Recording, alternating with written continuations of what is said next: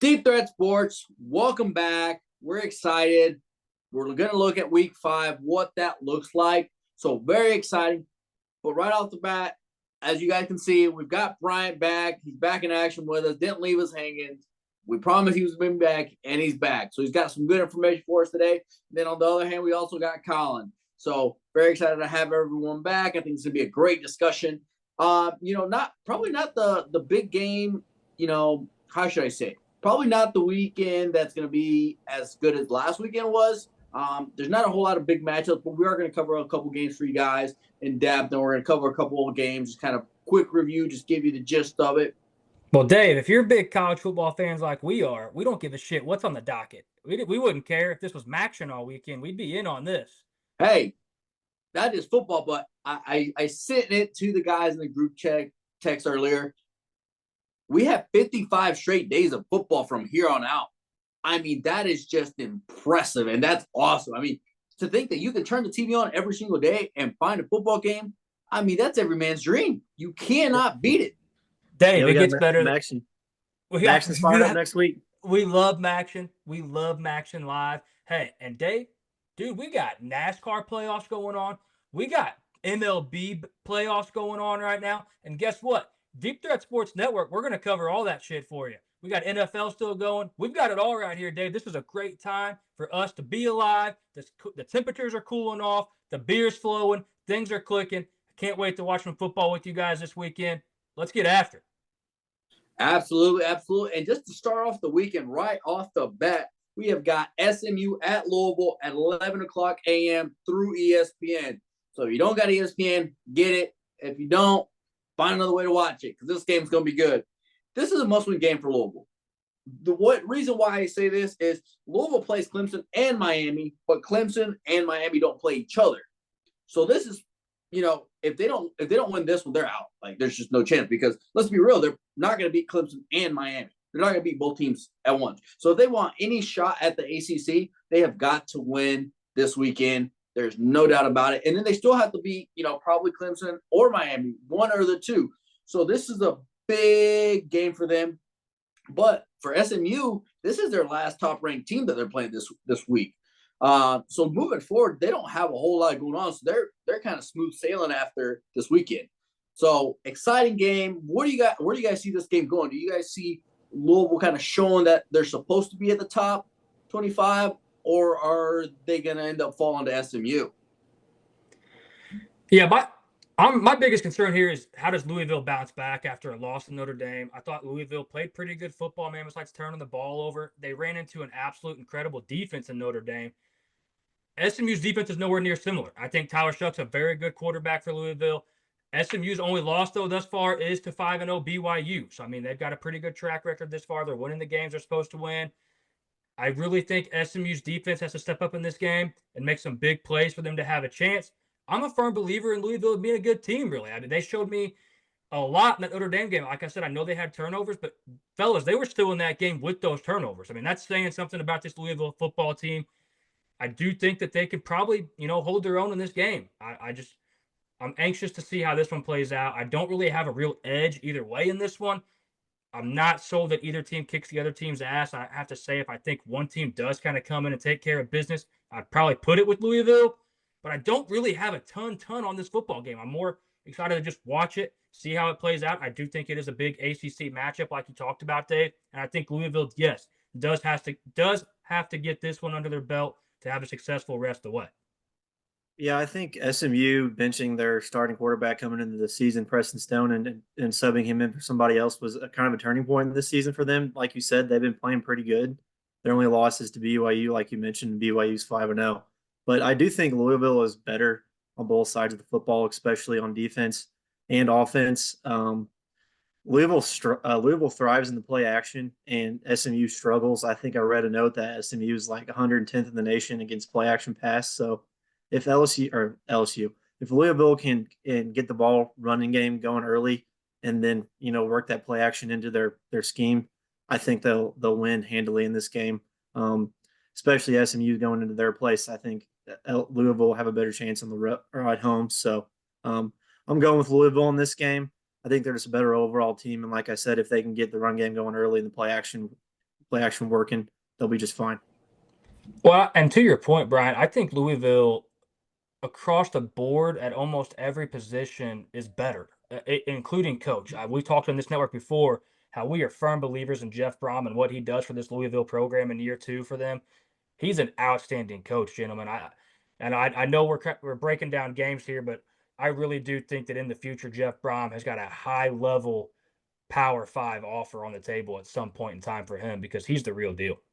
I mean, he was good when he was at Purdue. They were beating Ohio State like every other year, it seemed like.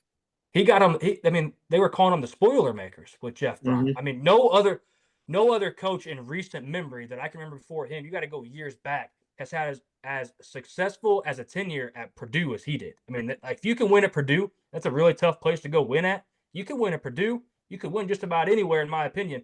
You go get better talent at these other schools. You level up at these other schools. I can't say enough about Jeff Brom, man. If we were making coaching rankings, I'd probably put that guy in my top 10. So what makes him special?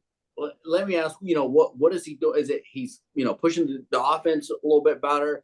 Is he doing defense? Is he doing both? Like, is he a good recruiter? Like, where is his strength? Because we have a lot of coaches throughout college football that, like a Deion Sanders.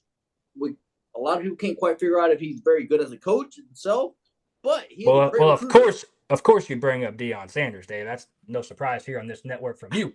But Jeff Brom, he's great at having the right scheme, man. He maximizes the effort. He maximizes potential out of his players. He does what good coaches do. Like I just said, he maximizes potential out of his players. And if you can do something like that, then your 3 stars are playing like 4 stars and your 4 stars are playing like 5 stars. That's just what Jeff Brom does, man.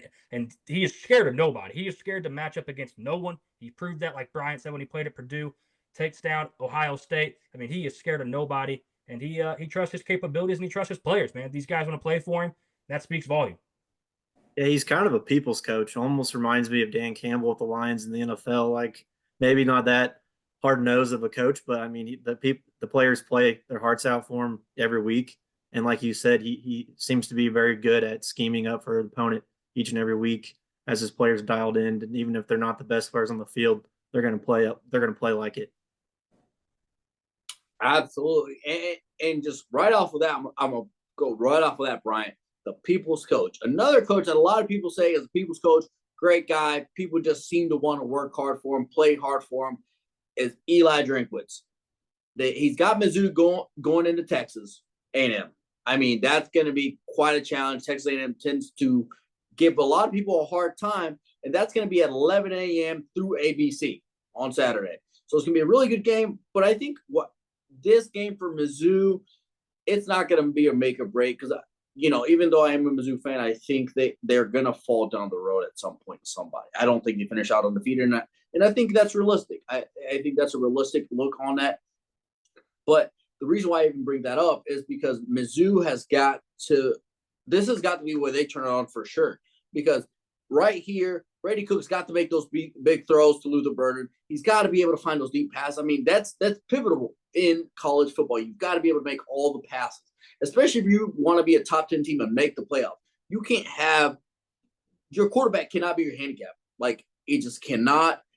And just right off of that, the reason why I say Mizzou has got to turn it on here is because they play UMass the following week. But then after that, in a month span, you're playing Auburn, Alabama, Oklahoma, and South Carolina. I mean, even if you've got the talent, by the time you get to South Carolina, your team's going to be beat. I mean, I think there's one bye week in there somewhere, but even then, you've got to play four massive programs in a month. I mean, you're going to get to South Carolina, and you maybe start be playing backups at that point, not because of talent, but because you just need to give people a break. Yeah, I agree. I agree with you saying it's not really a make or break game for Mizzou. They still have plenty of opportunities to show who they are, but they absolutely have to do it in this game. I think on paper, Mizzou is definitely a better team on both sides of the ball. Mizzou's first in defensive success rate this season. A&M's defense struggles. Last week they didn't defend the run very well, and then throughout the season they don't defend the pass very well. So if there's a game that Mizzou can get the passing game going, it's in this one. Brady Cook has to start completing downfield passes, and he's fine on passes 20 yards and close to the line of scrimmage. I mean, he's not bad, but it seems like every time we throw the ball deep, he's just overshooting him a little bit. We do have a weapon out this week, and Marquise Johnson. He's out with an ankle injury, I believe. So that could put a damper on the defensive or the downfield passing game. But we still have so many weapons. We need to get going. So we'll see what they do on offense. I think Brady Cook will play better. Now on the flip side, for Mizzou's defensive scheme, it's very similar to a lot of the games we've had this season already with mobile quarterbacks that aren't the best at passing. There's been a lot of talk that Connor Wegman might play in this game, but I really believe Marcel Reed's going to play. He's gone 3-0 on his 3 starts since Wegman got hurt. I believe they're going to roll with him. But like I said, he's not the best passer, similar to Boston College's quarterback in Castellanos and Pavia with Vandy. He likes to run first. His passing completion is barely over 50%. So if Mizzou can tackle well and kind of bottle him up, I think we'll be just fine from a defensive standpoint. But if we tackle like we did against Vandy, it could be a long, long game. So I'm going to go against both of you here a little bit in one aspect. I am a believer that I think this is a make or break game for Mizzou. And why I think that is because everything that you both just said is 100% true, and I totally agree with both of you across the board. But why I think this is make or break is Mizzou gets absolute zero respect. Zero. And I'm not just trying to be a homer. I'm not just trying to talk about Mizzou. You look at the media, there's no media out there that really believes that Mizzou is a good team. They say they're frauds. This is a game where they have to make a statement. You go into Texas A&M and you punch Texas A&M, Mike Elko, the whole entire 12th man right in the mouth. You make an answer early, and you prove that, hey, we've just kind of been holding back. We haven't had to really get deep in it in the pocketbooks here and pull plays out of our ass. Don't get me wrong. I know they were on the ropes against Vandy, but I still don't think we saw everything in that game. I really don't. And maybe I'm giving too much credit. Yeah, go ahead. So let me ask you, and just to really, I think really for me, the reason I'm going to ask this question is because it shows the power of what conference you're in. If Mizzou had played these exact same teams, but let's say they were in the Big Ten, would they be a top 10 team currently? Or is it just the fact that they're an SEC team and why they're getting that praise so high? Because let's be real, none of their wins have been like mind blowing. It's like they've had good wins, but nothing crazy. I think it's that preseason bias kind of, as to why they're maybe floating up there, because I'm with you, man. Their track record hasn't been great. They haven't dominated the games they're supposed to. We've talked many a times how they didn't, stomp out Boston College when they had the chance. They went up and they had the chance to absolutely, decapitate them, and they didn't. They let them hang around. Next thing you know, it's a game. The Vandy game was just poor across the board. Like Bryant said, I thought our tackling was awful. In this football, let me answer your question first, Dave. No, I don't think it really matters for Mizzou what conference they're in right now. I really don't. I think they're here because of preseason bias. I think they've shown enough last year and they returned enough talent to this year's team that I think people are expecting them to at some point click. And I think it has to happen in this football game. I also think Mizzou's defense has to take some chances here. And when I say that, I mean Texas A&M's passing attack does not scare me. I'm serious. It doesn't scare me whether Wegman's out there, Marcel Reed's out there. The receivers don't scare me. I think Mizzou's secondary has to prove that they can match up against some of these opponents, and I think you need to generate a pass rush in this football game. You've got to get down Marcel Reed's throat or Connor Wegman, either one. I would rather Connor Wegman play. I think Mizzou kicks the shit out of Texas A&M if Connor Wegman plays. I may come back here with you guys on Monday and look like an idiot, but I really do. I think Marcel Reed gives Texas A&M a much better chance to win the football game. And I think Mike Elko's crazy if he doesn't play Marcel Reed. Like Brian said, they keep winning. They're scoring points with him. He has proven to unlock a different part of this offense for Texas A&M. If I'm Mike Elko and I'm an A&M fan, I'm campaigning that Marcel Reed's playing this football game. Now, Mizzou's O-line does have a tough task at hand in a guy like Nick Scourton. He transfers in from Purdue to Texas A&M, and he's a game wrecker. If we can hold up against him, the rest of the defensive line for A&M is pretty good. They're definitely above average.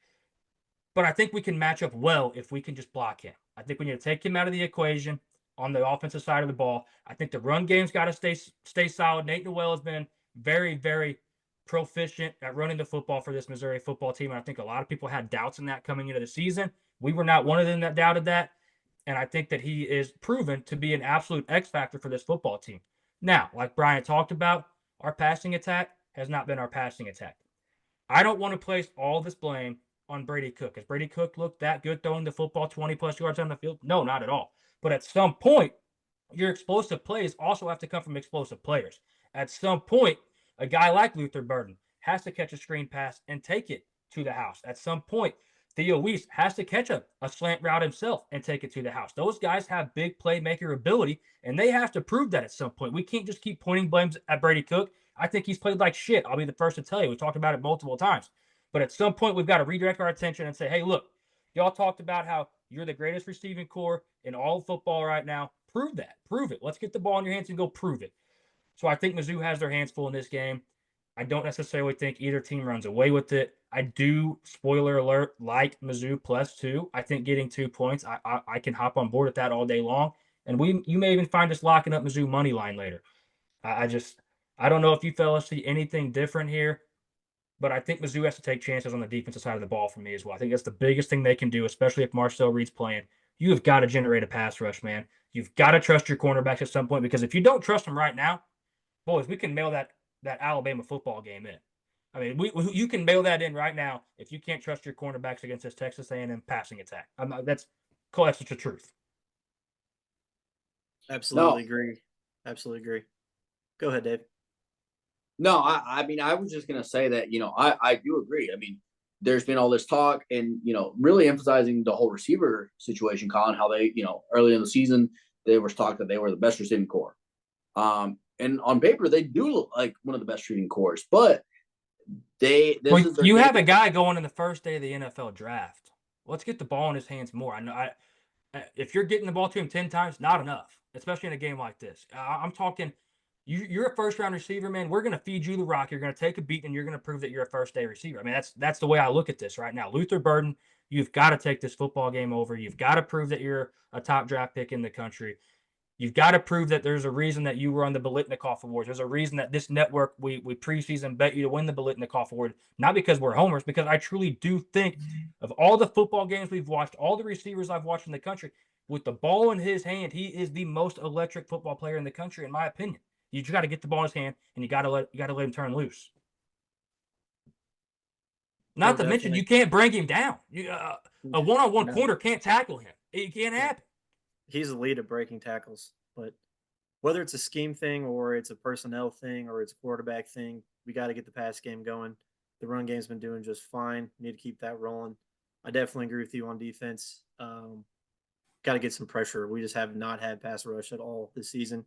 Whether that was a scheme thing as well in the past games, trying to keep the quarterback bottled up, but at some point you still got to go and get after the quarterback. That's what disrupts the game, disrupts an offense that you're playing against. The only thing that scares me in this game is this is Mizzou's first home game. It's a very tough place to play in Kyle Field. It's the biggest college football stadium in the nation. I'm sure it'll be packed 100,000+ there. So we'll see what team shows up, and this is definitely a chance for them to cement them in the top 10, especially with a few teams slipping up while they're on bye week.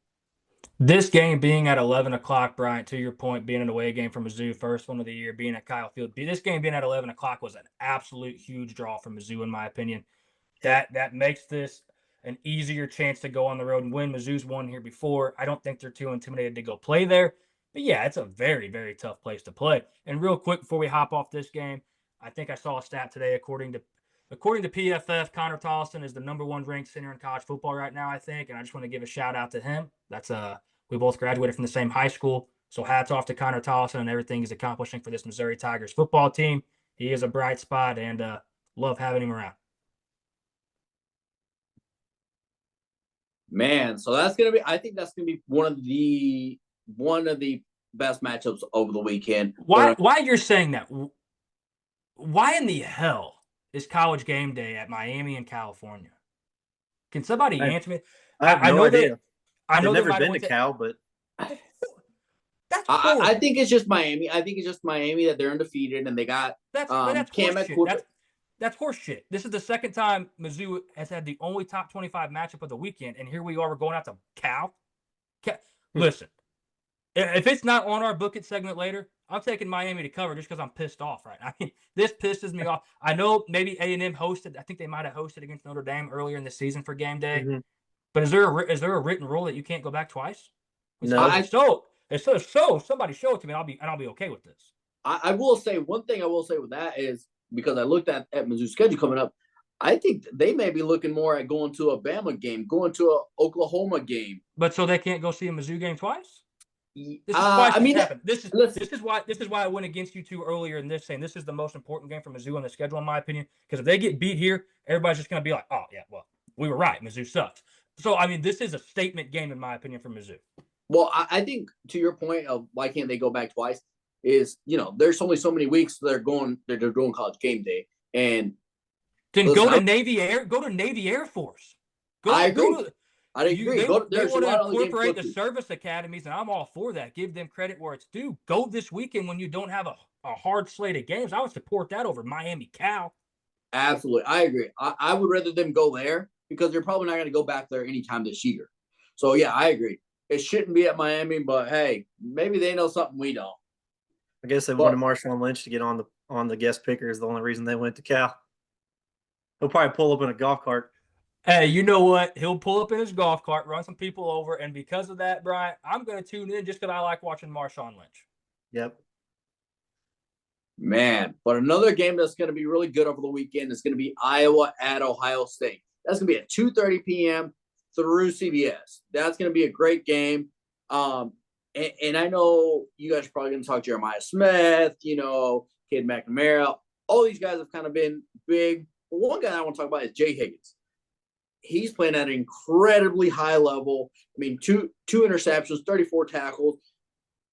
And I don't know if you guys saw that, but College Football 25, I know this is a game, but Jay Higgins was the highest ranked player after only, hear me out, Ashton Denty, Will Johnson, Travis Hunter, and Will Campbell. I mean, I think that speaks insane to how highly ranked he is. And this is his time to prove it. And this is his time to prove himself. Because as of now, they kind of, I think media's got him going like, at best, late second round. Realistically, they're looking on day 3. So this is his time that if he wants to make a name for himself and go, maybe second round, I don't think he'll go first round necessarily. But if he can have a great game against this Ohio State receiving core, I think that solidifies his spot. And I think in his mind, that's where he's thinking. Like, this is my game that's going to be on national television. That's going to be huge. A lot of people are going to be watching because we're playing Ohio State. And if I can make a statement here, this will bring up my draft stock. So I think that, that's one of those players that, because we normally look at quarterbacks, receivers, running backs, whatever the case may be, but not always a middle linebacker.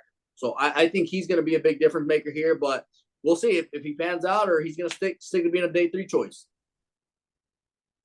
Yeah, I think this game is almost like a game of opposites as far as both sides of the ball. I feel like Iowa's defense is probably slightly better than Ohio State, but I do think obviously Ohio State's offense is more electric than Iowa's. So it's going to be like an immovable object, unstoppable force type thing. Who can stop who? I mean, Ohio State has a bunch of playmakers on the offensive side of the ball with their double-headed running back in Henderson and Judkins, and then they also have 2 elite receivers in the freshman Smith and Ibuka. But Will Howard really hasn't played that good this season, in my opinion. He's done good enough to win games, but they haven't really played. I mean, their toughest opponent's been Michigan State. So this is going to be a tough game for them. I do like that it's at home for them. We'll see what they can do against a tough Iowa defense. Like you said, Higgins is playing very well. Their defensive line is playing very well. I think Ohio State has their hands full. I do think they win this game. I don't think their defense is going to have to worry a whole lot. Iowa isn't the offense they were last year where they were, just not scoring at all. They are a lot better this season, but they had, you said that nicely. They had no pulse on offense. Yeah, they had no pulse on offense last season. They have somewhat of a pulse this season, but I don't believe Ohio State's going to have much of a problem stopping them, but we'll see. This is going to be a pretty good game. All right, fellas. So this week's interesting. I'm opposite of both of you on this. I think Ohio State kicks the dog shit out of them. I also think this is the most, what's the right word? Like the most exposed or the most potential that Iowa's defense can be absolutely railroaded. I don't see the same Iowa defense we've seen in recent years, in my opinion. I do think Ohio State's defense is top notch. I mean, they're allowing 6.7 points per game. I think the biggest excitement for me in this football game is somebody that a lot of people don't talk about, and that's Caleb Johnson. I mean, the guy's averaging over 170 rushing yards a football game. So if Ohio State can slow him down, Ohio State will absolutely kick the hell out of them, I think, because Cade McNamara, Dave, you mentioned him earlier. His name's not on my bingo card very often because I think he's horrible. I don't think that this team they're averaging under 150 pass yards a game. And when Ohio State jumps out to a 14-3, 14-0, 17-3, some kind of lead in the double digits, which I think is going to happen at some point, I don't think Iowa's throwing them back in this football game. I just don't see it happening. Iowa's pass catchers don't impress me. Cade McNamara doesn't impress me. Anytime I see Iowa's offense, period, they don't impress me. So I really do think that Ohio State can absolutely kick their ass. I just kind of wonder to myself, Ohio State plays Oregon next week. So are they just trying to get by with this one? I think if they're just trying to get a win, get in, get out, protect home turf, I think that maybe Iowa can hang around on this one. But I think if they come in and they're willing to show it all this week and really prove what they are as an offense, because I think we've yet to really see what Ohio State can actually do, I think they kick the hell out of them. I really do. I don't think Iowa slows down Jeremiah Smith and Emeka Egbuka. And on top of that, I don't think they slow down Travion Henderson and Quinshon Judkins. Somebody on that offense is going to get loose multiple times for Ohio State. It's just what happens when you have that much talent. It just comes down to the matter of if Will Howard can make the throws, if Will Howard can stay in the pocket, they can keep him upright. And let's not forget, Will Howard's not really a threat to run the football, but if everybody's covered up and there's nothing there, Will Howard can go get you 10, 15, 20 yards on a scramble. I mean, he's athletic enough to do something like that. We saw that all the time at Kansas State. It's what he's really good at. When the play breaks down, he can get out and make some things happen. So, fellas, I just think Ohio State kicks the hell. And to be honest with you guys, I love that we're different this week. This is the first week that we've all really been different on some things, and I love that. I love that we can have good conversation and take both sides of this and really kind of express how we feel about the football game. So, yeah, I think Ohio State kicks the hell out of them. I think Ryan Day needs to kick the hell out of them, boost that resume up. Not that they're in any sweat of missing the playoffs, especially because I think the Big Ten as a whole around them, the superstar the superstar top tier Big Ten teams around them are kind of crumbling. I mean, we look at Michigan with the loss, USC got their loss. I think the real threat to them is Oregon and Penn State. So I think Ohio State makes a statement on this one. And I think they show everybody that, hey, we're really for real, even though you guys probably already thought we were, but we're going to score more points than you guys ever thought. And we haven't shown you guys really what we can do just yet. Yeah, Ohio State definitely has more playmakers across the board. I agree, especially on offense. I think the only way that Iowa has any sort of a chance in this game to keeping it close is dragging it out, making it a classic Big Ten run the ball game. Honestly, if they let Ohio State throw it all over, I know they have some playmakers on defense, but they'll just get. I don't think they'll have a chance. Honestly, if that's the case. Iowa, to your point, Bryant, 100%. You're right. They're going to try to make this a rock fight, dude. They're going to drag them in the mud. They are going to have to convert on third downs. Every drive, Iowa's going to have to. Ohio State's defense is mean. The front seven is mean. They are going to wreak havoc. This Iowa offensive line doesn't completely impress me. I don't think they shut down that pass rush from Ohio State. So, yeah, I think this game comes down to a lot of what can Caleb Johnson do on his own. Man, but that's the good part about having three different people on this podcast is that we may all think completely differently, just like our Heisman races. There's going to be games where I may think somebody's going to catch a win, and Collin may think they're going to get blown out. That's the best part of it. Caleb Johnson's the best running back in this football game. To go back on that, I know we have Travion Henderson and Quinshon Judkins in this football game, but fellas, they run behind a much better offensive line. They're surrounded by a lot more talent. Takes a lot of pressure off them. Caleb Johnson does it all for this Iowa offense. He's the best running back in this football. I just want to throw that. I love giving credit where it's due, and I think he is the best running back in this game. Hey, sounds like Collin's just a running back fan. Hey, we want to give credit. Like, you turn on ESPN, they're not going to talk about Caleb Johnson. All you're going to hear about is Quinshon Judkins and Travion Henderson because it's Ohio State. I mean, Caleb Johnson was dog of the week last week. You damn right. Exactly. I mean, this network loves Caleb Johnson, and he needs all the credit he deserves because Iowa's offense doesn't help him at all. Absolutely. But another game that I'm excited to talk about is Ole Miss at South Carolina. It's going to be at 2:30 p.m. through ESPN. I personally think that it's going to be a low-scoring game. Ole Miss will take the win here just because South Carolina can't seem to get their offense going real great. But again, Ole Miss, let's look at what happened with Kentucky last week. I mean, Jackson Dart at one point was in my Heisman talk, and he had a 66.7% completion rate. I mean, yes, he had 261 yards, but it's just the fact that Kentucky put that pressure on him, and now he's starting to kind of really show his true colors. And they're very one directional. Let's be real. It's dart to Harris. That's pretty much what they showed last week with Kentucky. Yes, they had some decent running, but Ole Miss has to win this game. They have got to win this game because if they lose this game, they're done. Like, they're not making playoffs. They already have one loss, and we've talked about it here before. There's not a good chance of making the college football playoffs this year with 2 wins. Like, yes, you might, but it might be, like a Georgia that has the Alabama loss. It's not going to be Ole Miss losing to South Carolina that's going to get into the playoffs. Well, like you kind of just talked about, Bryant, with the Iowa's game plan, I think South Carolina takes a very similar approach in this football game. They're going to try to drag Ole Miss down in the mud. They're going to try to win this game in the trenches. And right now, Ole Miss's offensive line is not impressive. Ole Miss offensive line is a little banged up. And we've talked about it here before. This South Carolina defensive line, goodness gracious, man. They are one of the scariest defensive lines to match up against in the country. Dylan Stewart, we've raved about him on this show many of times. I think South Carolina lives in the backfield in this one. And Dave, like you talked about, when the going gets tough for Jackson Dart, he does hone in on Trey Harris. That is his security blanket. He is looking for Trey Harris to bail him out. And hey, it worked all season long. They never really had as much pressure, obviously, as they did against Kentucky.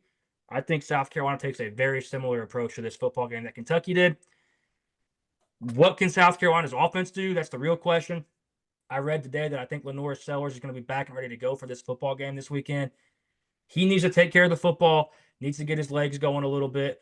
South Carolina's receivers and their passing attack as a whole isn't the most impressive.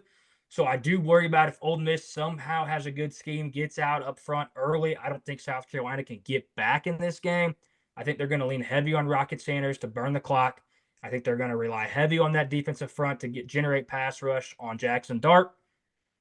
And I think I'm going to give the edge to cover probably to South Carolina. Last I looked, it was right around 9.5, 10. This is an extremely tough place to play. South Carolina is going to be jumping and excited for this one. They win this game, man. They're hanging around, and I don't think they're going to necessarily go win it, but I think South Carolina definitely makes this a football game. Yeah, there's a couple interesting storylines from this game. From the Ole Miss standpoint, how do they react to a loss that nobody expected last week? And on the flip side, South Carolina's had 2 weeks to prepare for them. The team that Ole Miss just lost to, South Carolina beat 31-6, and this game is at home, prime time, not really prime time, but the prime afternoon slot on ESPN. So it seems like all the good things for a football game are going South Carolina's way at this standpoint this week. But when it comes down to football, playing on the field, I think both the defenses are very similar. I think they're up front, their defensive lines are both pretty good. So I think both teams are going to try to pass the ball. I think obviously Jackson Dart is better than Lenore Sellers at passing the ball. But I don't know about what you guys thought watching this game last week in Ole Miss and Kentucky, but if Ole Miss can't play with tempo, they just struggle. It's like if they're not flying down the field and running a play every 10 seconds, they just seem like they get stuck in the mud, and Jackson Dart almost tries to force it. It doesn't seem like he knows what to do. Like that first drive last week, they went straight down the field and scored like it was nothing.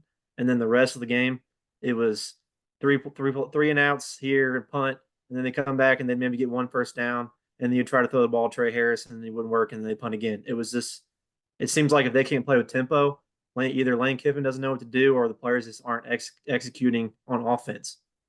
So Bryant, let me ask you, what does South Carolina have to do to limit that tempo for Ole Miss? Like what are they doing, whether it's in the trenches, whether it's in the secondary, what are they doing to slow them down?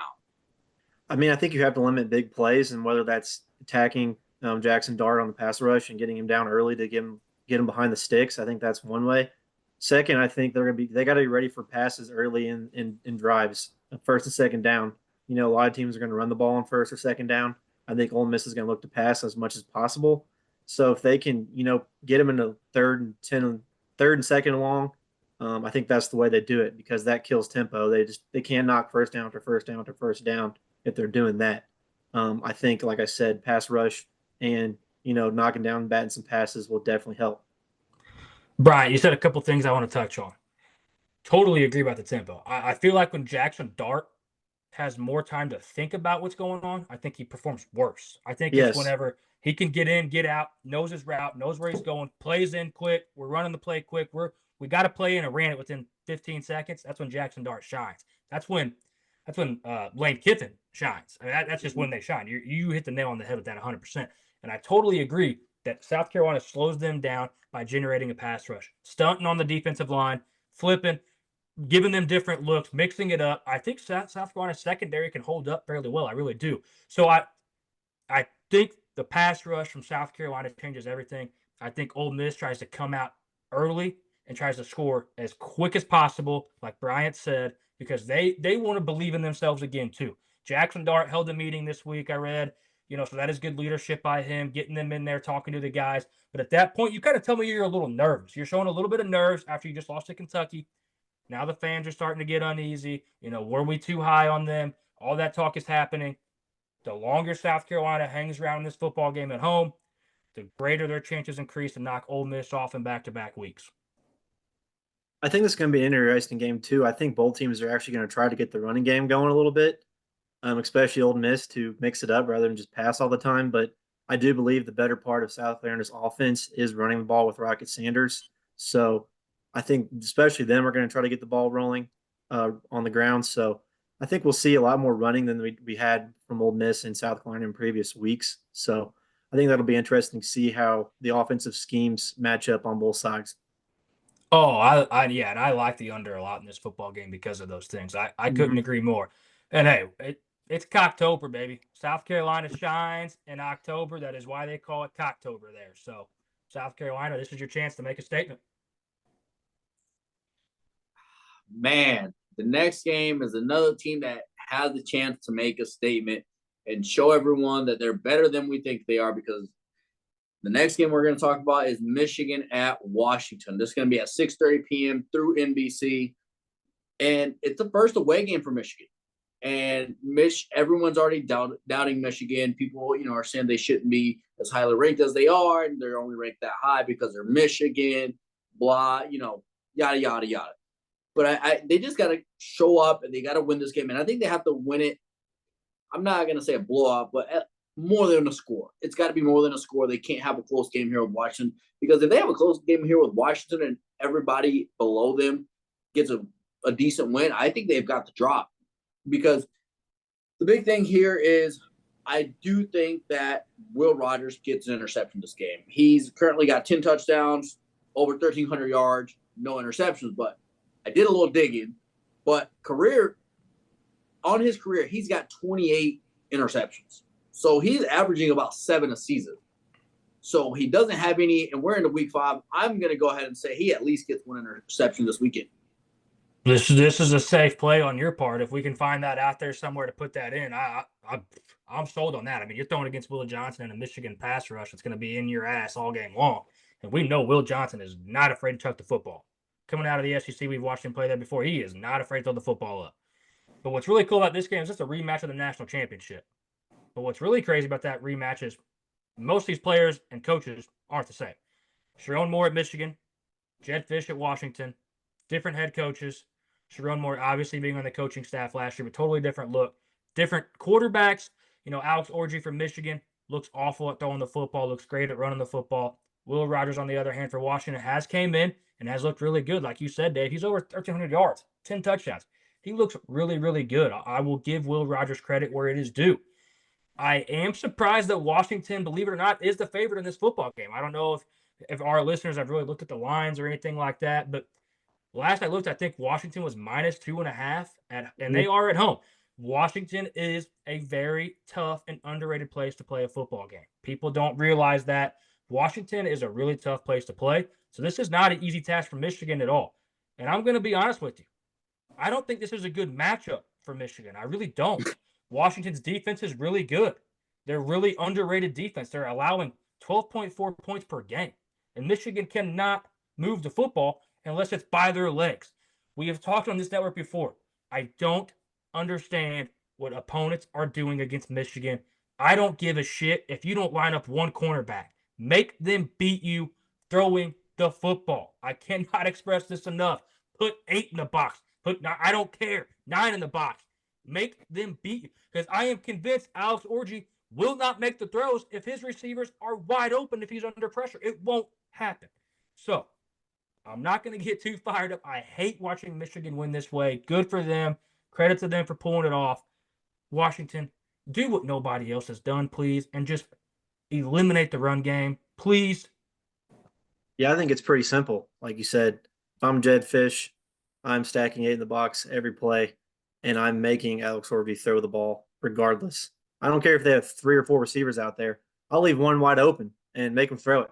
See what happens, because they haven't done shit on offense all season, or from passing, I mean. So you Well, went to over your this game point on pretty their well. offense either. Yeah. You're still right. It's awful.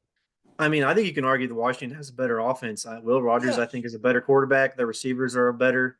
They may not have better running backs than Michigan, but they're more even on pass and run than Washington or than Michigan for sure. So I think this game's pretty simple. If you stop Michigan from run the ball, I think they win handily. If Washington can keep upright against Michigan's front seven, if they can keep him upright, they win this football game. They Yep. win this football game. If they get out ahead, Michigan's not throwing them back in the football game. Yes, Michigan has proved they can snap off 50, 60-yard runs at a time and get them back. But my God, man, just eliminate the run. For Michigan, they have to take Denzel Boston and Giles Jackson out of the equation. Otherwise, yeah, Will Rogers will pick you apart. With that being said, they have the best cornerback in the country in Will Johnson, so he will by himself eliminate one of Washington's top threats. But yes, Brian, we could sit here for the next 45 minutes and talk about the same thing. Just eliminate Michigan's run, and you're going to win the football game. That's all there is to it. I do think Michigan does have a better defense, so I think they'll keep them Yeah. in this game. And they're kind of getting dogged a little bit, not being they're being an underdog on the road. And I think they're overall probably better on paper than Michigan, but or than Washington. But Vegas is Vegas. We'll see. They always have their reasons. I think this will be a closer game, like they're saying. But like you said, it comes down to if Washington can stop the run. Truly, that's Well, the only key to this game, I think. this line being what it is poster board material for Michigan. It's like the extra motivation to get up for this football game that they didn't really need in the first place. But Yep. being the underdog just motivates them a little bit more there because they're sitting there thinking, hey, we just kicked their ass with the national champions. We just beat them, all this shit. So I think it's poster board material for Michigan. But if I remember correctly and on the stuff I've read on betting and things like that, I think that a home team with a good venue and a good show out type crowd consistently, I think they usually get 2 to 3 points in their favor. So the way I kind of see this game is it's probably even. Vegas probably has this as an even game. They just kind of give the extra point or two to Washington for being the home team with a good venue, and that's probably where they opened it up at. And surprisingly, it hasn't been bet down. I'm actually pretty shocked by that. But that wraps it up for our big games. The games we have a lot of high hopes for them to be good games. Next, we're going to hit a couple games that, although they might not be super exciting matches, we want to talk about whether it's because of their personnel, whether it's because of their players, whether it's because they may make a difference down the road. So the first game we're going to talk about is Syracuse at UNLV. Collin, how's that game going to go? UNLV is undefeated right now. Matthew Sluka is probably banging his head against the wall. Well, I tell you what, Malik Williams, who nobody knew before last week, definitely made Matt Sluka look like a total dipshit. So whatever offers he was talking about that he did have, those are probably going to be retracted unless he's already got something under the table lined out. But yeah, this game's Friday night. Bryant and I are going to go through these next couple games and give you guys about 30 seconds real quick on each game. Malik Williams, like I just said, was absolutely incredible last week, responsible for nearly 300 yards and 4 touchdowns against Fresno State.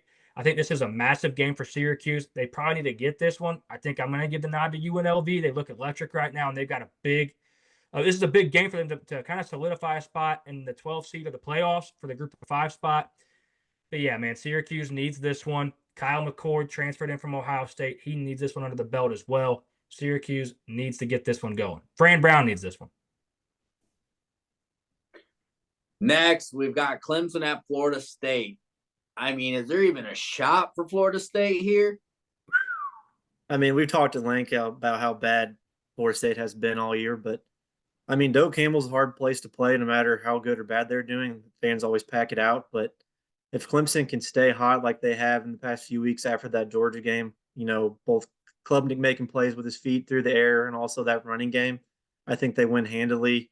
I think this is a chance for them to definitely grab this is not necessarily a get right game. They don't really have to get right, but they can definitely solidify themselves in the ACC and the top echelon of that conference. I think they come out and win big if they play like they're up to. All right. Well, another game that I'm very excited to talk about is Rutgers at Nebraska. We know Nebraska's a hard place to play. Let's see if Dylan Raiola can get it going. Collin, what do you think? Man, what a start for Rutgers. What a start for them. We kind of talked about it on this network before the season started, how we were kind of believers in them. And they come out, they're undefeated right now. Man, they look good. This is a big game for the Big Ten. Nebraska's got a lot to play for. They're trying to solidify a spot in, the upper tier of the Big Ten. Rutgers wants to make a statement in the upper tier of the Big Ten here and prove that they could be a real contender down the stretch. Kyle Monangai is the only reason Rutgers are really that good. Let's be honest. I mean, he's averaging over 147 yards a game. He is absolutely incredible at running back. I feel like I do a lot of talking about running backs, but man, they can really make a difference in college football. And he is one of those guys that's a massive difference maker. This is a home game for Nebraska. Dylan Raiola needs to really prove to the home crowd why he's there at home, that he can protect the turf and he can get them wins at home. And this is a big game in the Big Ten. Hey, I didn't know Collin was a running back in high school, so I'm going to just throw that. Yeah. I couldn't run a 40 and under 4.8. I don't know what you're talking about. What I mean by that is he was running from the fridge and back. That's all it was. That's all it was. He was running the water bottles out on timeout. Exactly. There you go. But another game that's going to be good is going to be Tennessee at Arkansas. Can Nico and Tennessee keep things going, solidify their stance on being a playoff team? Collin, how's Arkansas going to be for them? I'll actually take this one. Arkansas has been pretty commendable this season. They could easily be 5-0. I mean, they had a close loss to Oklahoma State and Texas A&M last week. It should be a great environment. I'm sure Fayetteville will be rocking. But I do think Tennessee kind of gets back to their play style, the hyper tempo, quick, fast, electric offense. I think they win this game, but I think it'll be tougher than Tennessee fans are probably thinking, because I think Arkansas is a pretty good team and a lot better than we thought they would be at the beginning of the season. Tennessee blowout. Hey, I'm hoping so. But another game I want to talk about is Miami at Cal. Collin, I know you got a lot to talk about because it's going to be the most exciting game of maybe the year, right? That's why College Game Day is heading over there. Whatever. I mean, I'm not only going to give you 30 seconds here. I'm not going to get too fired up. Miami needs to bounce back. They had a terrible football game. Cam Ward did not have a good football game. We talked about statistically he looked awful, but really if you watched his play, he looked pretty good. But he needs to not make, the dumb mistakes. He doesn't need to force the ball under pressure. He's got plenty of talent around him. Trust the process. You don't have to win on every drive.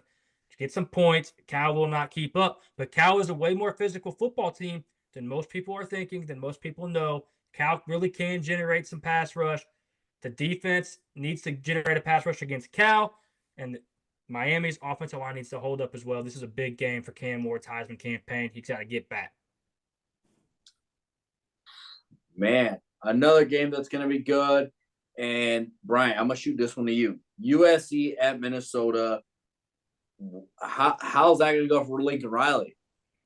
This is an interesting game. I was looking, researching both teams, and both of them played Michigan, and they lost with the exact same score. USC played Michigan 2 weeks ago, and Minnesota played them last week, both 21 to 24, 27 games. So I think Minnesota has actually played a little better in their games recently than USC has. I think USC had that great opening weekend, and they've kind of struggled since. I think Miller Moss is definitely a better quarterback. I think USC has a better defense than Minnesota. But this game is in Minnesota. USC doesn't seem to play very well in these Northern Big Ten games that they're in now. So we'll see. We could be on upset watch this week. But, deep down, I truly think USC gets right in this game and wins this game. But I think this will be a lot tighter than what people think.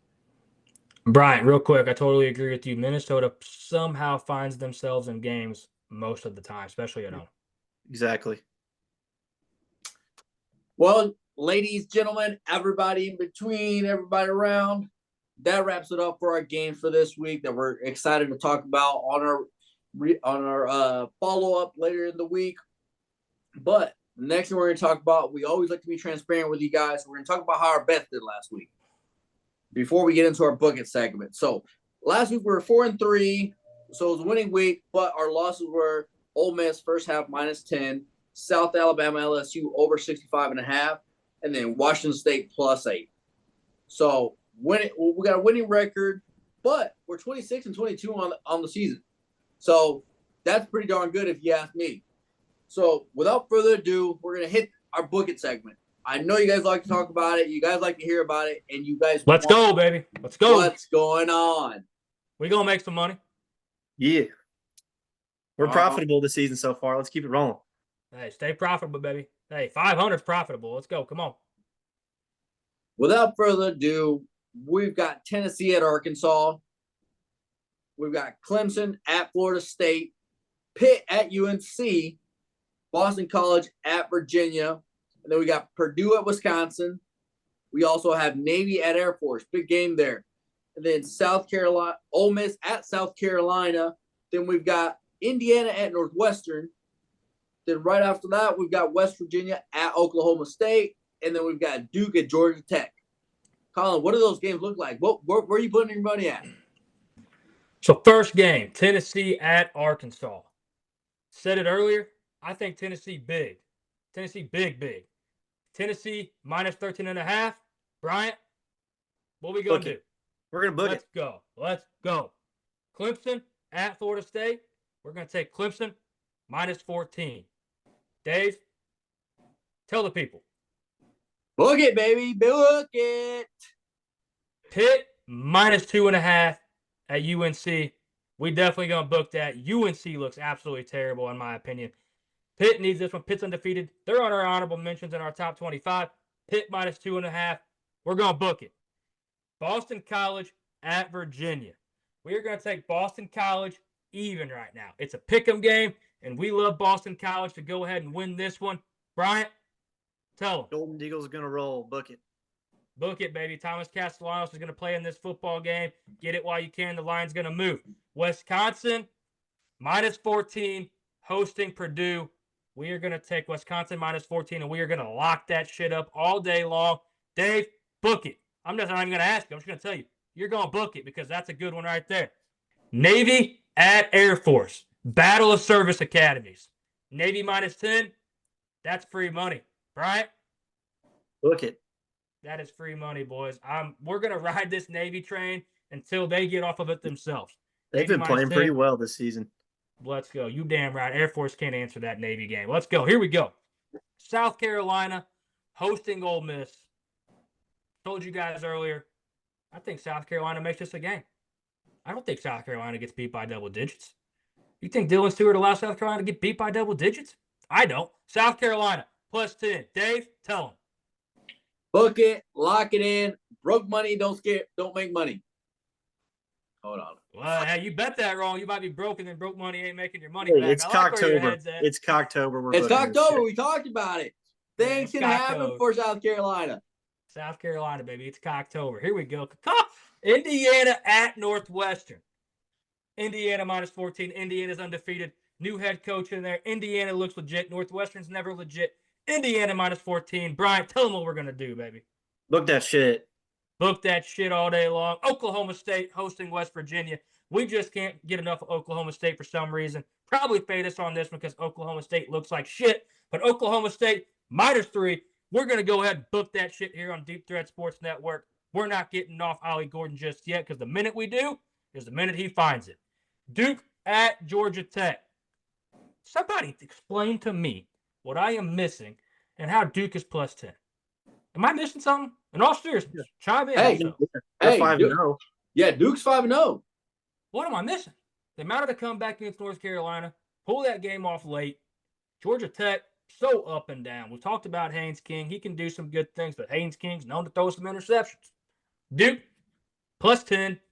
Book that shit. Not scared of that one. Blue Devils all the way.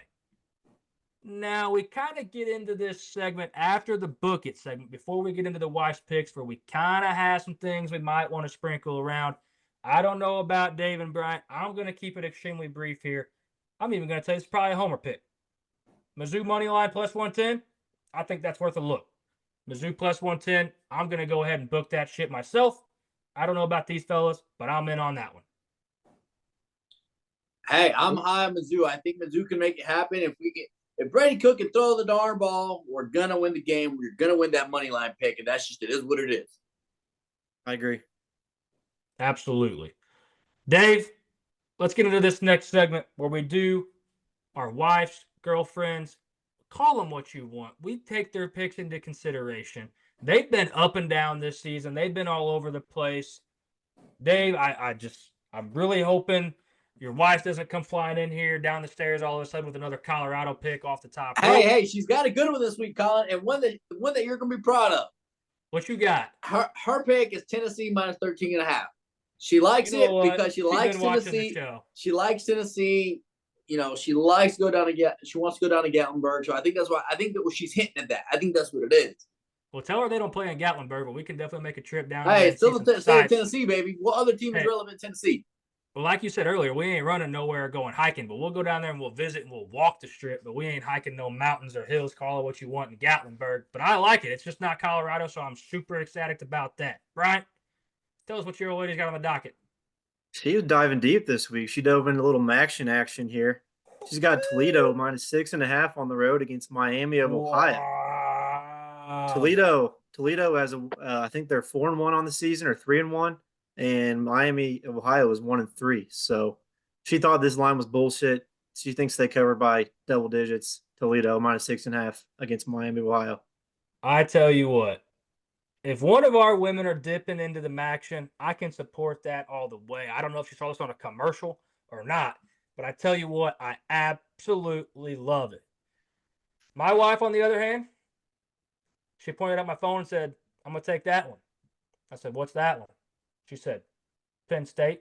I said, do you know what the spread is? She said, Penn State. I said, Penn State minus 27. We going to book it. They're playing UCLA, and UCLA is terrible, so she might have found a diamond in the rough here. Penn State minus 27. I'll ride with it. I'm not scared. Love Drew Aller. Love Andy Kotelnicki. Talked a lot about them on this network. Penn State, we ride, baby. Let's go. Absolutely. That wraps it up for our Book It segment. We know you guys are pumped about it. You guys want to make some money, listen to some good information. But again, we're still growing. We're still improving. Keep sharing, liking, commenting. We love it when you guys comment with us. We love it. Dave, real quick. I'm going to say on the Book It segment real quick. One thing. We told you guys before. We'll say it again. Buy the hook. We're firm believers in that here. Buy the hook. We've had many games that we talked about on this show or that we've been a part of over our lifespan or whatever you want to call it. The hook will get you if you don't buy it. We love buying the hook here. Also, these lines are obviously subject to change. This is what they were at when we filmed this episode. So get it while you can because we do think they'll move pretty quick. Hey, Collin, real quick, could you explain buying the hook to people that don't know what that is? Yeah, absolutely. Great question, Brian. So, buying the hook right here on Tennessee minus 13.5 was our first pick. So Tennessee minus 13.5. If you're taking Tennessee to cover, buying the hook means you're going to buy the half point away. There's obviously no half points in sporting events. So they're going to take that half point away and make it minus 13. Your odds are going to decrease or increase, however you want to look at that. Your return investment is going to be a little less buying that hook than what it would have been at 13.5. But now if they win the game by 13, hey, guess what? You didn't lose. You push. You get your investment back. You can roll that over, on something later in the night. Maybe roll that over to Toledo minus 6.5. Follow Bryant and his woman on this one. You get your money back. So you didn't take a loss. And like we say on here as well, hey, a push is a win, baby. You're not losing. Well, we've talked about it before. We're going to give you little gems here and there. That's one right there. Buy the hook. Absolutely buy it every time. So that wraps up our Book It segment. That wraps up our review on this coming week. Again, keep supporting us. Keep following us. Keep listening to us. We're not that bad to listen to. We're not telling you to look at us. You can listen to us. So, like I said, like, comment, share. Let your friends know. Let your neighbors know. Let your coworkers know. Let everybody know. Deep Threat Sports Network is the place to be. The place to listen to quality sports. And we're going to keep it coming. So I'm going to shoot it over to Collin. He's going to finish it off for us, and then we'll kind of go from there. All right, fellas. It's been a dandy of a time. I look so forward to this. This is my favorite episode we do every week. I love this. I love that we're plus money. I love that we can bring a lot of wins to the people out there. Most network shows, whoever you follow, is probably not plus money the way things look from everything that I gather from all these other networks out here and do some reading. Things aren't looking good for everybody. So we're going to ride this wave and momentum while we can. We're going to continue on and try to build it up a little bit more for you guys. So just continue to follow us, like us, subscribe to us. Like Dave said, you don't have to like the way we look, especially Dave. So we're going to continue on here and keep bringing you guys quality content as much as possible. Like I said earlier, we have NFL going, NASCAR going, playoff baseball going. Obviously, our college football show that you're listening to right now. We do have some hockey content coming soon. We do have some college basketball content coming soon. So make sure you're tuned into the network. We're trying to bring you as much good content as we can, reliable content. We only spit the facts here. We're going to keep it truthful. Fellas, this has been awesome. Until next time, peace.